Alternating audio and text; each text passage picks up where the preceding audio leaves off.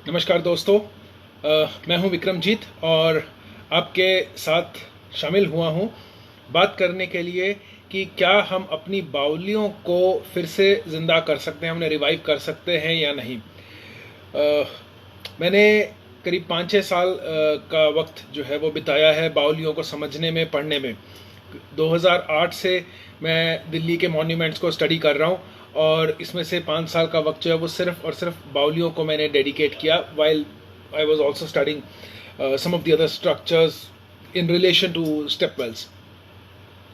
और उनका आर्किटेक्चर, उनकी functioning, the entire concept of creating a step well kind of fascinated me. बावलियाँ क्यों बनती हैं, कैसे बनती हैं, कुछ खास जगहों पे, कुछ खास बहुत ही स्ट्रेटेजिक तरीके से उन्हें कैसे पोजीशन किया जाता है, इसको समझने में मुझे काफ़ी वक्त लगा। और जब जैसे जैसे ये समझ में आया तो मुझे ये पता चला कि हम लोगों ने शायद अपने रिसोर्सेज को, नेचुरल रिसोर्सेज को इतना ज़्यादा मिसयूज़ कर लिया है कि आज की डेट में हमें जो भी प्रॉब्लम्स फेस करनी पड़ रही हैं, चाहे वो प्रॉब्लम पानी की हो, चाहे वो पॉल्यूशन से रिलेटेड हो, बहुत सारे ऐसे मसले हैं। शायद इसमें एक बहुत बड़ा रोल हमारी लापरवाही का भी है। तो बावलीज़ की जब हम बात करते हैं, बावलीज़ को रिवाइव करने का मुद्दा तो तब उठता है जब बावलीज़ को हम ये मान लें कि हाँ वो सूख चुकी हैं या बर्बादी की तरफ जा चुकी हैं। अब यहाँ पर भी छोटा सा टेक्निकल चैलेंज है।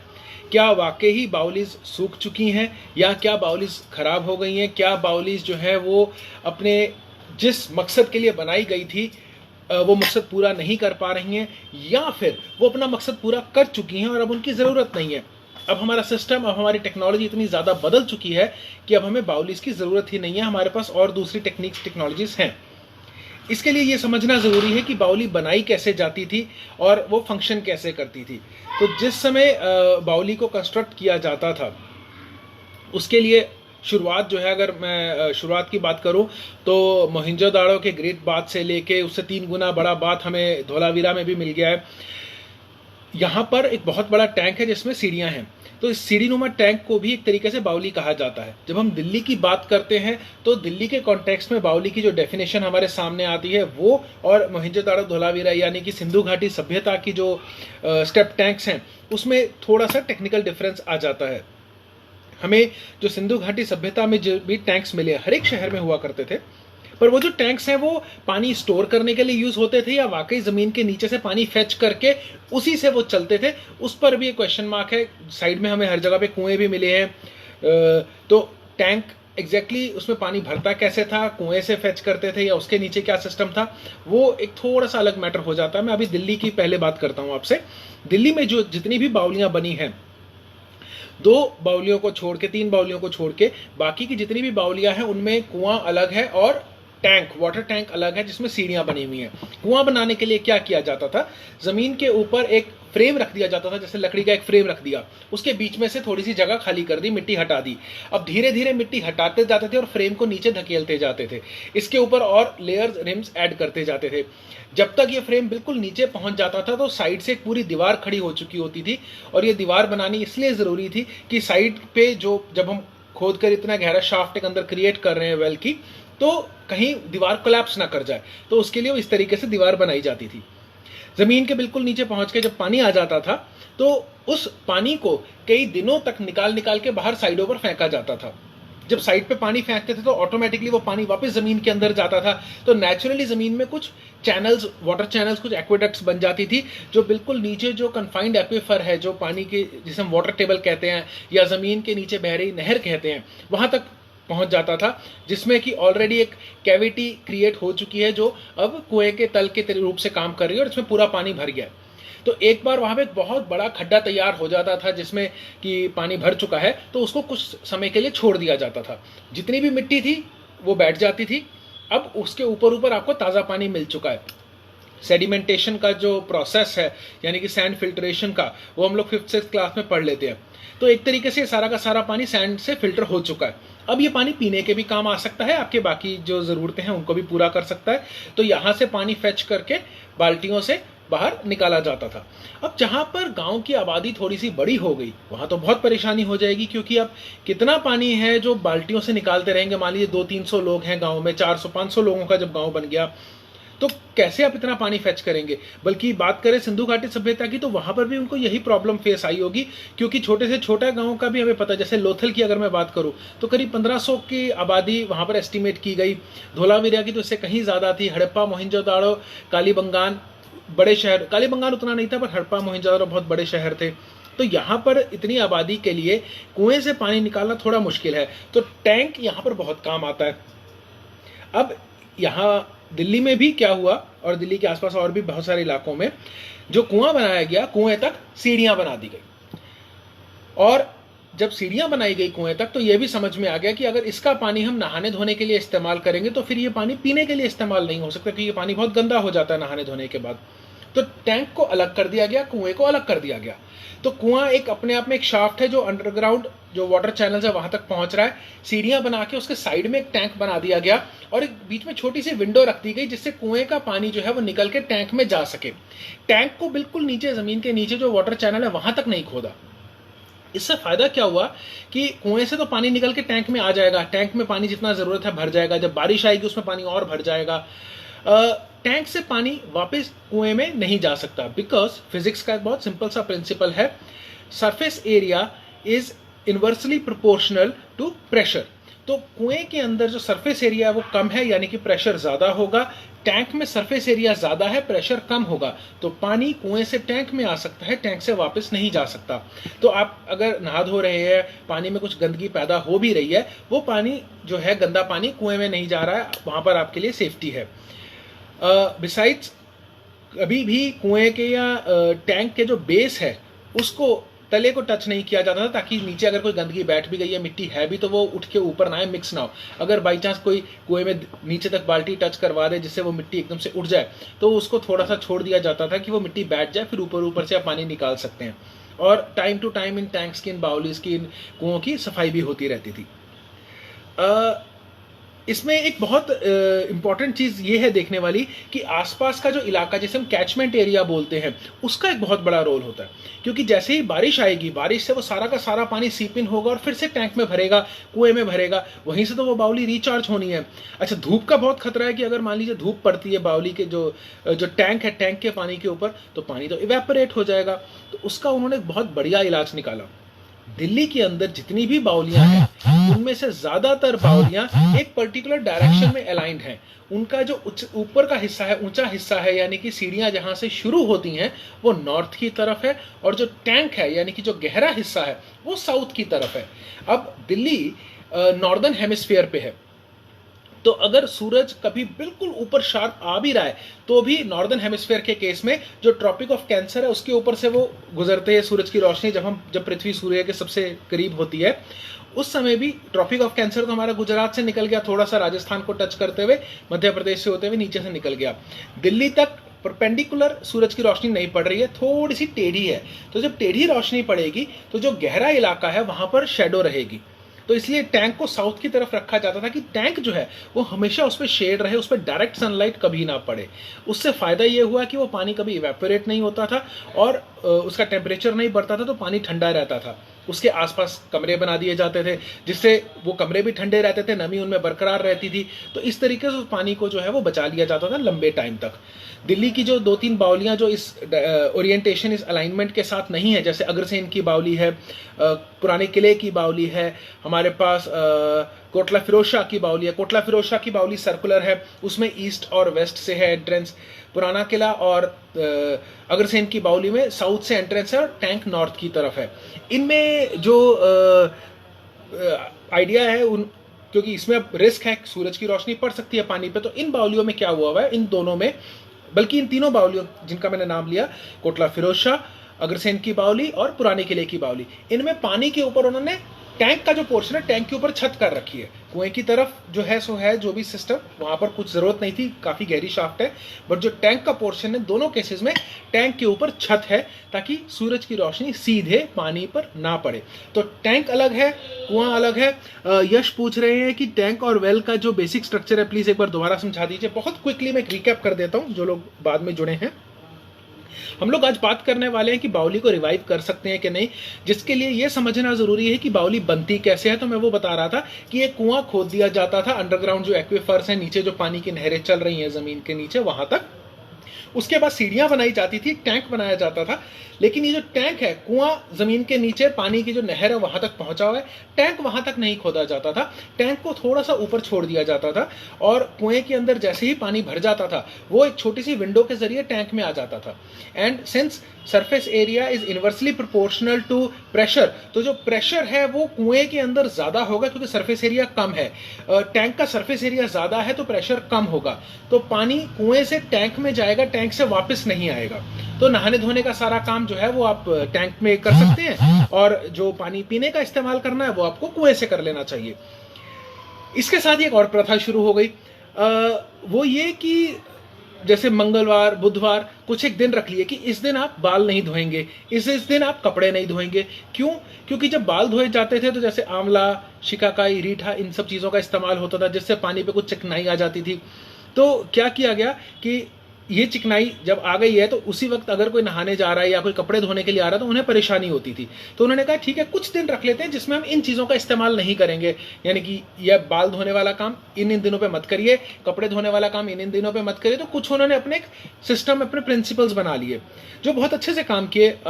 हम लोग क्योंकि साइंस और लॉजिक की बात अब कम करते हैं तो आज की डेट में भी हमने बस ब्लाइंडली उनको फॉलो करना शुरू कर दिया है, जबकि वो सिस्टम पूरी तरह से बदल चुका है।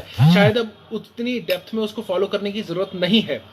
हाँ, अगर इसके पीछे कोई और रीजन है, किसी पर्टिकुलर दिन पे बाल ना धोने का, मे बी कोई ऐसा साइंटिफिक रीजन है जिसके मुझे पता नहीं है, तो मे बी अलग बात है। I can't know everything, so this is something जो मुझे अभी तक समझ में आया है इधर उधर पढ़ के। तो इस तरीके से बावलियां बनाई जाती थी। उनकी ओरिएंटेशन के बारे में मैंने बताया। गुजरात में, राजस्थान में आर्किटेक्चर में थोड़ा सा फर्क आ जाता है। राजस्थान की बावलियां स्क्वेरिश हैं, उनमें अगर मैं डीप में राजस्थान में जाऊं तो कुएं अलग से नहीं है, वही कुआं है, वही टैंक है, और बहुत गहरी बना दी जाती है। चारों साइड से हमें हम देख पाते हैं कि एंट्रेंसेस बनी हुई हैं उसकी। तो या अगर मैं गुड़गांव के भी फारूक नगर की बात करूं, वहां पर गोल बावली है, तो वहां पर कॉन्सेप्ट थोड़ा सा अलग हो जाता है। उससे पुराने ज़माने में जैसे पहली बावली दिल्ली में बनी अल्तमश के टाइम पे, उससे पहले अगर कुछ बना है तो हमारे पास कुंड है, टैंक है। सूरज कुंड बना था उससे पहले, राजा सूरजपाल सिंह तोमर ने बनवाया था। अनंगताल है हमारे पास बना हुआ महरौली के अंदर संजय वन में, जो राजा अनंगपाल तोमर के टाइम का बताया जाता है, तोमर वंश का। तो स्टेप्ड टैंक्स तो हमारे पास हैं। बावली की जो डेफिनेशन की हम अभी बात कर रहे हैं, जिसमें एक बहुत बड़ा रोल प्ले करता है साइड का कैचमेंट एरिया, उसका टैंक और वेल का जो आपस का कम्युनिकेशन है वो। अगर मैं इस पर्टिकुलर सिस्टम को वापस रिवाइव करना चाहता हूं तो उसमें चैलेंजेस क्या है? सबसे पहला चैलेंज आएगा पॉलिटिकल विल, लैंड माफिया के साथ फाइट करना, हमारा जो लाइफस्टाइल है उसको चेंज करना। इन शॉर्ट इतना आसान नहीं है। तो देखिए करना क्या होगा। मिसाल के तौर पर आप ले लीजिए अग्रसेन की बावली। अब अग्रसेन की बावली की मेरे पास बहुत सारी तस्वीरें हैं, सन 1902 से लेके 1970 तक की तस्वीरों के अंदर उसमें पानी लबालब भरा हुआ है। आज की तारीख में वो पूरी तरह से खाली है। ऐसा क्यों हुआ? 1970 तक की तस्वीरों में आसपास बहुत बड़ी बड़ी बहुत सारी बिल्डिंग्स नहीं हैं। 1902 में तो कुछ भी नहीं है उसके आसपास। तो अभी क्या हुआ, जैसे ही बिल्डिंग्स बननी शुरू हुई, जो नीचे जो वाटर चैनल्स थे वो कहीं ना कहीं पंचर हो गए, पियर्स हो गए, तो जितना पानी था वो तो नीचे से बह गया। तो ग्राउंड वाटर लेवल जो है वो बहुत डिप हो गया, वो सब सूख गया। अब अगर इसको रिवाइव करना है तो हमें सबसे पहले कैचमेंट एरिया क्रिएट करना होगा, यानी कि जब बारिश पड़ेगी तो बारिश कहाँ पड़ेगी, जिस जमीन पर बारिश पड़ेगी जहां से वो पानी वापस नीचे पहुंचेगा, हमें वो कच्ची जमीन तैयार करनी होगी। अब मान लीजिए बारिश से पानी नीचे पहुंच भी गया तो नीचे जो अंडरग्राउंड चैनल्स हैं वो तो सारे बड़ी बड़ी बिल्डिंग की जो फाउंडेशंस बनी हुई है, बेसमेंट्स बनी हुई है, उसकी वजह से डैमेज हो चुका है। तो उनको चैनल्स को देखना पड़ेगा कि कैसे रिवाइव किया जाए। आज की तारीख में क्या हो रहा है, बारिश पड़ती है तो आसपास की जितनी इमारतें हैं, चाहे वो घर हैं, चाहे वो स्टेट्समैन हाउस है, चाहे वो सिटी बैंक का ऑफिस है, वहां तक दूरी तक की हम बात कर लेते हैं, इन सब की छतों पे पानी पड़ता है। और हमारे पास टोटल ग्रीन पैच कितने हैं उस इलाके में? हमारे पास नियरेस्ट मॉडर्न स्कूल बाराखंबा के प्रमाइस में जो ज़मीन आती है वो कच्ची ज़मीन है, या सेंट्रल पार्क है कनॉट प्लेस का। उसके अलावा बहुत इमीडिएट विसिनिटी में कोई बहुत बड़ा ग्रीन पैच नहीं है।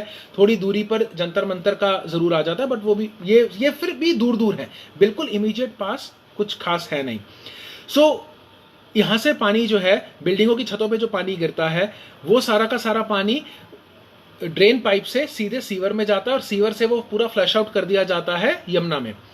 सड़कों पर जो पानी गिरता है उसमें भी साइड में नालियां बनी हुई हैं, वो भी सारा पानी सीवर में जाता है और फ्लश आउट हो जाता है। हम जमीन के नीचे तो पानी जाने ही नहीं दे रहे हैं, तो वो रिवाइव होंगी कैसे?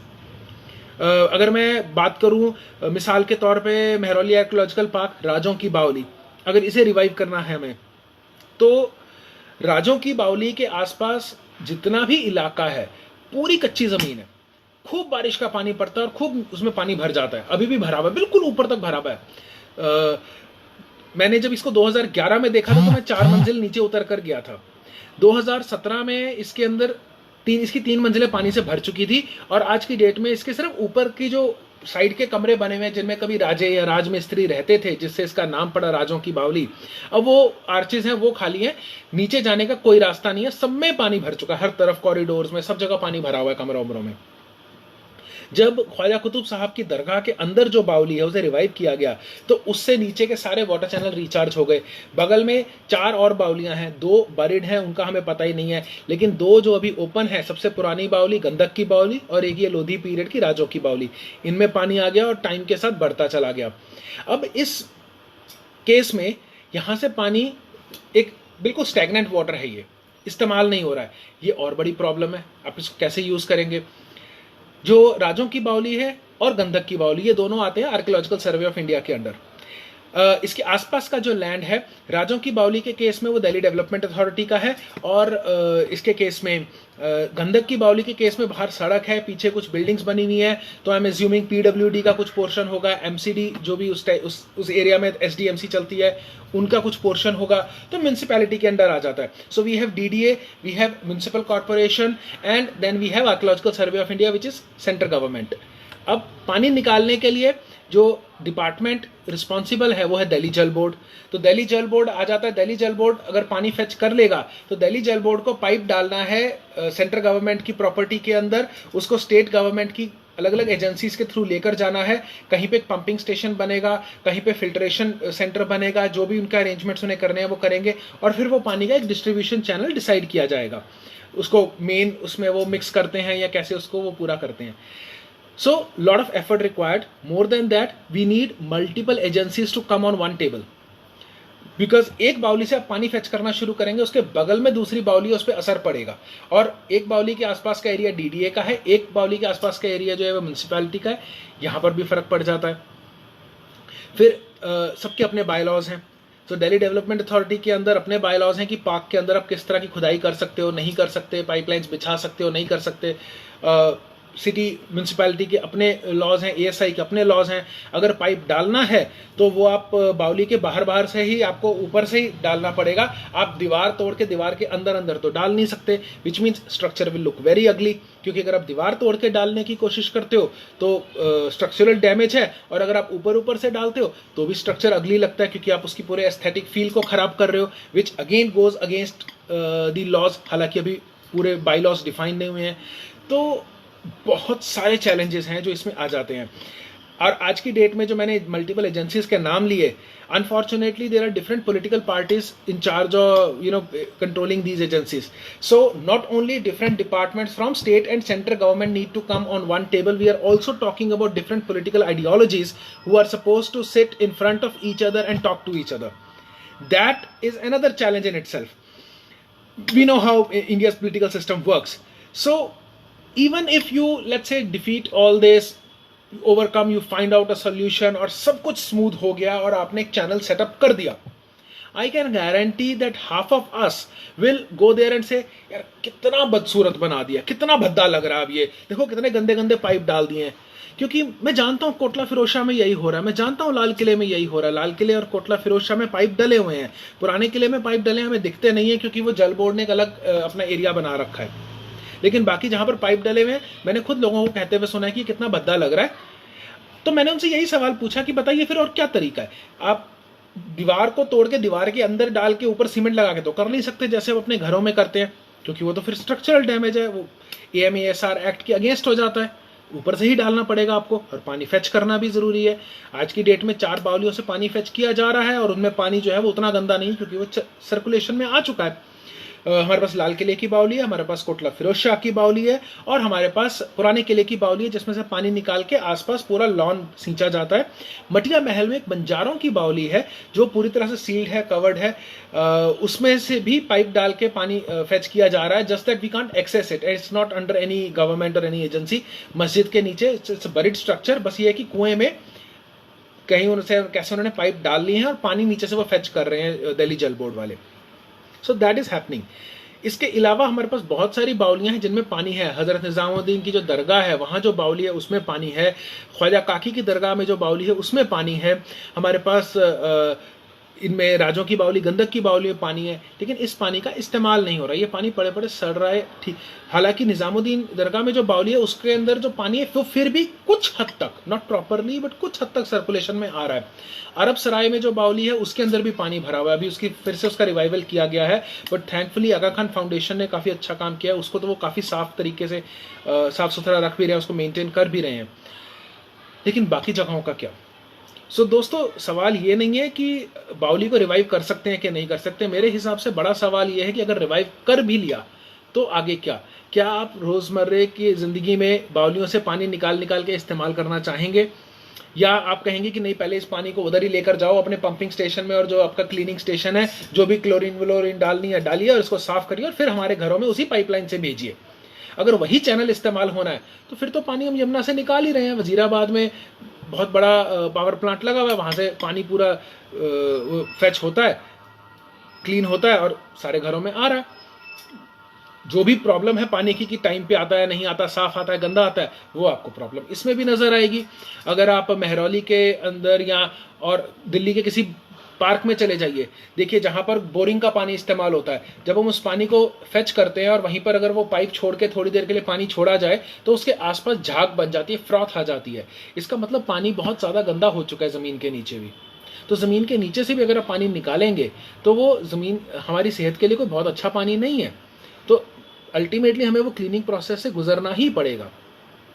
सो मेरा पर्सनल व्यू ये है कि अगर आप किसी बावली को नेचुरल तरीके से रिचार्ज नहीं कर सकते तो फिर उसे सूख जाने दीजिए, पानी को वहाँ से हटा देते हैं, एम्फी थिएटर बना लेते हैं, कोई एडाप्टिव रीयूज़ कर लेते हैं, वहाँ कोई म्यूजियम खोल देते हैं, कुछ भी और इस्तेमाल किया जा सकता है। अगर से इनकी बावली इतनी बढ़िया जगह है, वहाँ पर आप किसी तरह की कोई परफॉर्मेंसेज यूज़ के लिए उसको यूज़ कर सकते हैं। Things can be thought of, may be, it's not कि यही करना है, बट इस लाइन पर भी सोचा जा सकता है। ज़रूरी नहीं कि बावली को रिवाइव करना है तो उसमें पानी ही भरना होगा। अब सूरज कुंड जैसी जगह है फरीदाबाद में, सूरज कुंड को रिवाइव किया जा सकता है, सूरज कुंड में पानी भरा जा सकता है, लेकिन अगेन पानी को यूज़ भी करना पड़ेगा। उसके लिए बेटर तरीका ये है उसमें मछलियाँ छोड़ दी जाए, जैसे अभी हमने हौज़ खास में किया हुआ है। तो हौज़े खास या हौज़े अलाई जो है हमारे पास, वहाँ पर ऊपर एक बहुत पतली सी ग्रीन कलर की लेयर है, वो गंदी नहीं है, वो गंदगी नहीं है, वो पानी गंदा नहीं है। वो ग्रीन लेयर इसलिए है क्योंकि उसके अंदर जो मछलियाँ रहती हैं वो उसी हरी लेयर पे सर्वाइव करती हैं, उन प्लांकिट्स पे सर्वाइव करती हैं वो, और उसकी वजह से वहाँ पर माइग्रेटरी बर्ड्स आते हैं उन मछलियों की वजह से, तो वो पूरी की पूरी फूड चेन का एक हिस्सा है। तो इस तरीके से बावलियों के केस में बहुत छोटा हो जाता है वहाँ पर मछलियों को रखना, और वो थोड़ा सा डिफ़िकल्ट हो सकता है उसको, वो पूरी सफाई को उस तरीके से मेंटेन करना। बट टैंक्स को फिर भी हम यूज़ कर सकते हैं, अनंग ताल को रिवाइव कर सकते हैं। नीला हौज़ बहुत बुरी हालत में, अब उसकी रिवाइवल की बात कर सकते हैं। हौज़ शमसी में ये टेक्निक्स यूज़ की जा सकती हैं। जो झरना है मेहरौली का उसके अंदर सोचा जा सकता है। हौज़ रानी तो पूरी तरह से ख़त्म ही हो चुका है, वहाँ पर बड़ी बड़ी बिल्डिंग्स बन चुकी हैं, तो हौज़ रानी कहाँ था कैसा था वो मैं नहीं पता। झील कोरंजा में झील ख़त्म हो चुकी है, और बहुत सारे इलाके हैं। और अगर आप लोगों ने सोशल मीडिया पे फोटोग्राफ्स देखी हो तो आजकल यमुना बहुत साफ़ हो चुकी है। मुझे तो कभी कभी लगता है कि क्यों ना हम इस तरह का लॉकडाउन साल में एक बार कर ही लिया करें, कम से कम हमारी नेचर थोड़ी सी अपने आप को, नेचर को सांस लेने का मौका मिल जाया करेगा। सो दोस्तों, ये था बावलियों के बारे में। मैं देख सकता हूँ काफ़ी सारे क्वेश्चंस आ गए हैं, so let me try and answer these. I got one question. Vasundhara ji ने पूछा है कि what is the difference between kund, well and a बावली?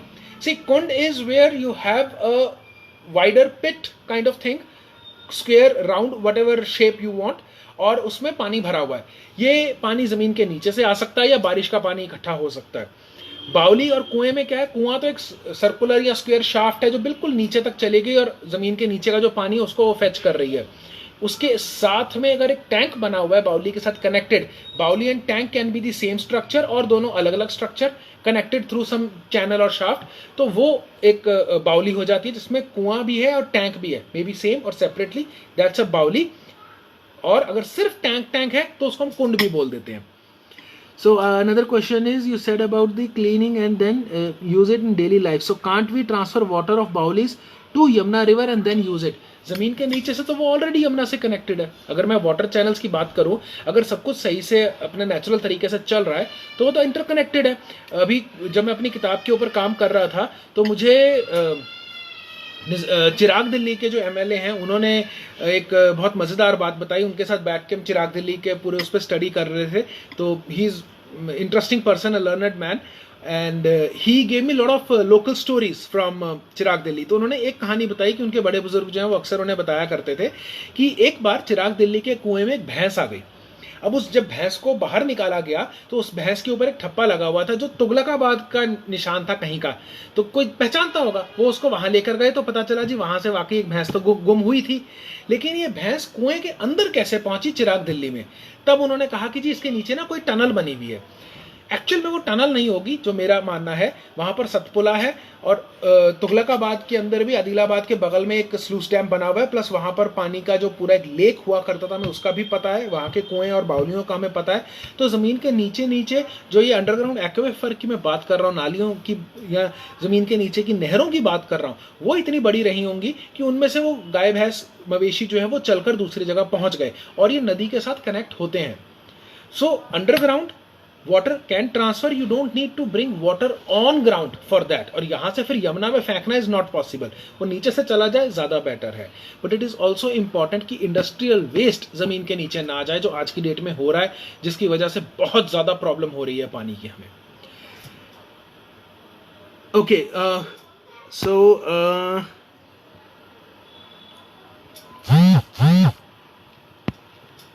if there are any other questions, I'm happy to answer. But I think I have covered. There are a few other questions, but I think I've covered almost everything. So, thank you, guys. If there's nothing else, we can call it a day then. I hope you enjoyed. There is another question from Mansi. When we visit Tughlakabad Fort, we came across a Bauli there, unsurprisingly in a very bad condition and very unheard of when one talks about Tughlakabad Fort. My initial thought was that we can revive these Baulis. I'm sorry if you might have addressed this earlier. I joined the session. Okay, so Tughlakabad में एक नहीं दर्जन भर बावलियों का जिक्र आया, जिसमें से 2 हैं जो अभी मौजूद हैं, एक बहुत अच्छी कंडीशन में है, एक खराब कंडीशन में है। तो अगर आप ऊपर की तरफ सिटाडेल में चले गए तो वहां वाली बावली खराब कंडीशन में है। अगर आप थोड़ा वेस्ट की तरफ चलकर आए होंगे तो वेस्ट साइड पर जो बावली है वेस्ट गेट की तरफ, वो फिर भी थोड़ी सी बेटर कंडीशन में है, पानी नहीं है उनमें। और मुझे कभी कभी डाउट होता है कि वो बावली नहीं, वो सिर्फ एक टैंक है। तो मेरी सुहेल सर साहब से भी काफ़ी, सुहेल हाशमी साहब से भी इस पर काफ़ी डिबेट हुई, डिस्कशन हुई। हमें लग रहा है कि वो इसी, and that is one reason कि मेरी किताब में तुगलकाबाद बावली का जिक्र नहीं है। जो मैंने लिस्ट बनाई है इसमें शुरुआत में 32 बावलियों की, उसमें मैंने लिस्ट में ज़रूर दिया है, लेकिन डिस्क्रिप्शन में जब टॉप 10-12 बावलीज के बारे में मैंने डिटेल में लिखा है, so Tughlakabad was not part of that because there is a question mark whether it is purely a baoli और just a tank to store water, क्योंकि पहाड़ी के ऊपर है, जमीन के नीचे तक वो जा रहा है कि नहीं जा रहा, तो वो एक कंसर्न है। But again it's if it is a tank तो उसको रिवाइव करने का फायदा नहीं है। वाटर स्टोर करने के लिए आज की डेट में हमारे पास बेटर टेक्नोलॉजी एग्जिस्ट करती है and we can use that.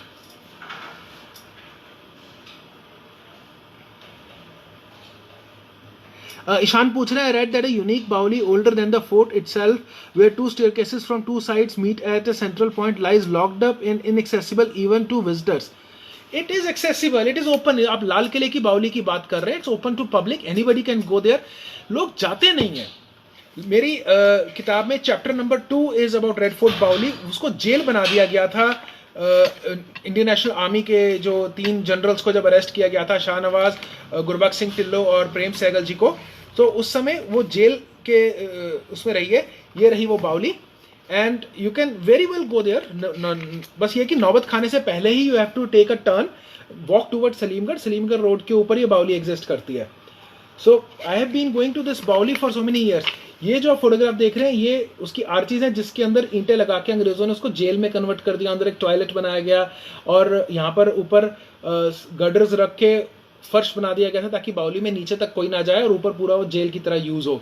जब सलीमगढ़ में रेड फोर्ट ट्रायल्स होते हैं और इनको वहाँ गिरफ्तार करके वहाँ पर ट्रांसफर कर देते हैं, तो उस समय ज़रूर ये जो है बावली का कोई फिर यूज़ नहीं रह गया। कुआं इसमें अलग है, उसमें पाइप डाल के पानी वहाँ से फेच किया जा रहा है। और बाद में जब भारत आज़ाद हो जाता है 47 में, तो फिर इंडियन आर्मी क्या करती है, वो इसको यूज़ करना शुरू कर देती है as a garbage dump, because एक पिट है वहीं पे, या डेलिबरेटली नहीं भी, बट उसमें कूड़ा इकट्ठा होना किसी तरह से शुरू हो जाता है। 70s 80s में जब ASI इसको क्लीन करना शुरू करता है तो फिर वो सारे प्लैंक्स हटाए जाते हैं। वो गर्डर्स अभी भी वहाँ साइड पे पड़े हुए हैं लोहे के, और इसमें पानी है, अंदर ग्रिल लगा दी गई है सेफ्टी के लिए। साइड में कभी दीवार बनी हुई थी, जंगला लगा हुआ था, दरवाज़ा बंद करके रखा गया था, वो सब तोड़ के क्लीन कर दिया गया है। So you can directly walk into the baoli, through दी बावली, एक तरफ से चढ़ के दूसरी तरफ उतर सकते हैं एंड ऑल, वो सब ओपन कर दिया गया। So Red Fort baoli is now accessible to public. And yes, there is a theory कि वो 300 साल पुरानी है, तुगलक के ज़माने की है, क्योंकि फिरोज़ाबाद इलाके में वो पड़ती है। फिरोज़ाबाद का ही एक हिस्से को शाहजहानाबाद, या यूं कहें कि फिरोज़ाबाद का कुछ हिस्सा शाहजहानाबाद में मिला लिया गया था। So that is a theory. However the masonry right now seems to be of a later period. So while some historians like Narayani Gupta ma'am ने, रतीश नंदा जी ने अपनी किताब में उसको तुगलक एरा लिखा है, बशीरुद्दीन अहमद ने अपनी किताब में उसको मेंशन ही नहीं किया किस पीरियड की है। जफर हसन ने उसे पठान लिखा है, जिसको कि वो सूरी डायनेस्टी के साथ रिलेट करते हैं, बट आगे क्वेश्चन मार्क डाल दिया है क्योंकि वो भी 100% श्योर नहीं थे। तो इस तरह की बहुत सारी चीज़ें हैं। बावलीज, उनके नीचे की टनल्स, उनको किस किस तरीके से इस्तेमाल किया गया, you can read about all that you know in my book. मैंने काफ़ी डिटेल में वो सारी चीज़ें उसमें मेंशन की हैं।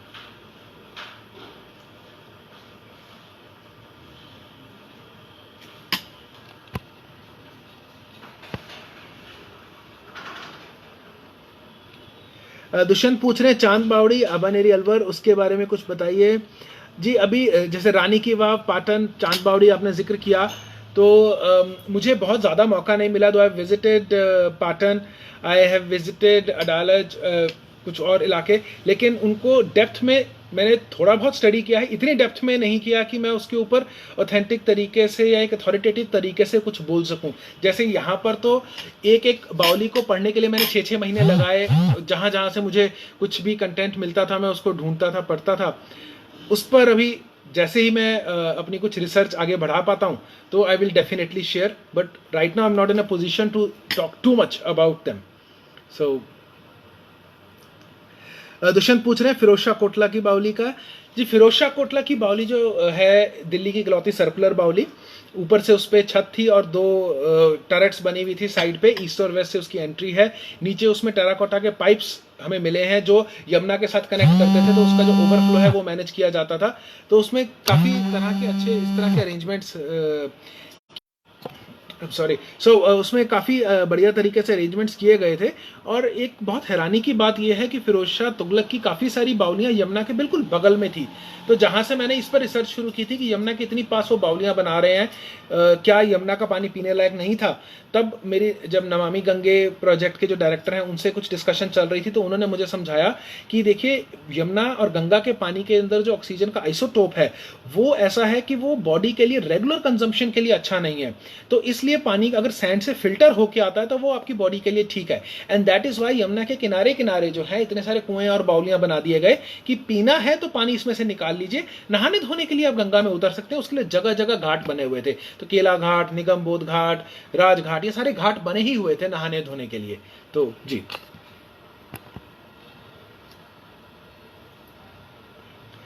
ट्रांस यमुना एरिया की बावलीज का पूछ रहे हैं तकीर भाई।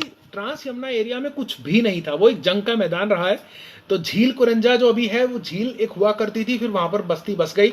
पड़पड़गंज का जो इलाका है, मैं अभी थोड़े दिन पहले मैंने फेसबुक लाइव पर इस चीज़ का जिक्र किया था कि पड़पड़गंज में मेरे पास एक मैप है 1802 का, जिसमें पड़पड़गंज के अंदर एक किले नुमा एक स्ट्रक्चर बना हुआ है। लेकिन we know that Patparganj was always a battle ground.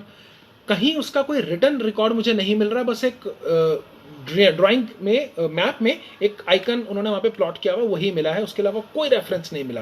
बाउली तो तब बनती है अगर वहाँ पर कोई गांव, कोई बस्ती, कोई शहर बसा होता, तो यमुना के उस तरफ ऐसा कुछ दूर दूर तक था नहीं। जहाँ पर था, जहाँ से शुरू होता है गाजियाबाद जाकर, नोएडा की तरफ जाकर, तो वहाँ कुएं हैं, बाउलियाँ नहीं है वहाँ पर। सतपुला के लिए पूछ रहे हैं राहुल, सतपुला जो है वो एक स्लूस डैम भी है और साथ ही एक आउटपोस्ट भी की तरह भी काम करता है। उसमें साइड में 2 वॉच टावर्स बने हुए हैं और 3 मंजिला स्ट्रक्चर है जिसमें 7 आर्चेज हैं, 7 दरवाजे हैं, जिसकी वजह से उसको 7 पुल या सतपुला कहा जाता है। पीछे जहां पर अभी साकेत का वो है फैमिली कोर्ट है, वहां पर एक बहुत बड़ा तालाब हुआ करता था, वो उसका वाटर रेजर्वायर था, तो पानी वहां से होल्ड किया जाता था। यहाँ पर तीनों लेवल्स पर कितने लेवल के तरह, अच्छा अगर आप वो सामने से खड़े होकर देखेंगे तो आपको दिखेगा 5 जो आर्चेस हैं वो लोअर लेवल पे हैं, 2 साइड पे स्ट्रक्चर ऊंचे ऊंचे हाइट पे थोड़ा चलते हैं, तो उन तीनों लेवल में भी आपस में ऊंचा नीचा है थोड़े स्ट्रक्चर्स। तो पानी कितना छोड़ना है, किस लेवल से छोड़ना है, कितनी क्वांटिटी में, कितने प्रेशर से, वो वहां से कंट्रोल कर लिया जाता था। So that thing is there. So that is Satpula, और वो 7 आर्चेज या 7 पुलों की वजह से वो सतपुला कहा जाता है। नौलखा नाला का जिक्र आता है कि उसके बगल से कहीं बहता था। So that is a different detail में अभी मैंने उसको स्टडी कर रहा हूँ आजकल, उस पोर्शन को भी, कि वो नौलखा नाला कहाँ कहाँ से बहकर निकलता था। जो मुझे अभी तक रेफरेंसेस मिले हैं उसमें महरौली और साकेत और इन सब इलाकों से जो छोटे छोटे वाटर चैनल्स आते थे, वो आके फिर कोई नजफगढ़ नाले में मिल रहा है, बारापुला बन रहा है। ये दिल्ली का जो पूरा वाटर सिस्टम था, ये अपने आप में बहुत इंटरेस्टिंग है, स्टडी करने लायक।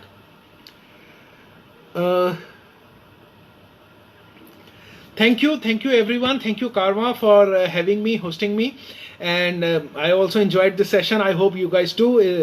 और अगर मुझसे कोई चीज़ गलत बोली गई हो तो I am sorry for that. Please do correct me, do let me know. I am also learning in this process and I feel that whatever years I have spent, they are not enough to study even something as small as Baoli's. When you talk about 1300 monuments in Delhi, तो Baoli's तो मुश्किल से 32 हैं उसके अंदर, 32-33, but still जितना भी time spend किया जाए कम है. तो अगर आपके पास कभी कोई भी इंफॉर्मेशन हो तो प्लीज़ मेरे साथ ज़रूर शेयर करिएगा. So guys, thank you. It was lovely interacting with you all, and I'll see you again. Bye bye.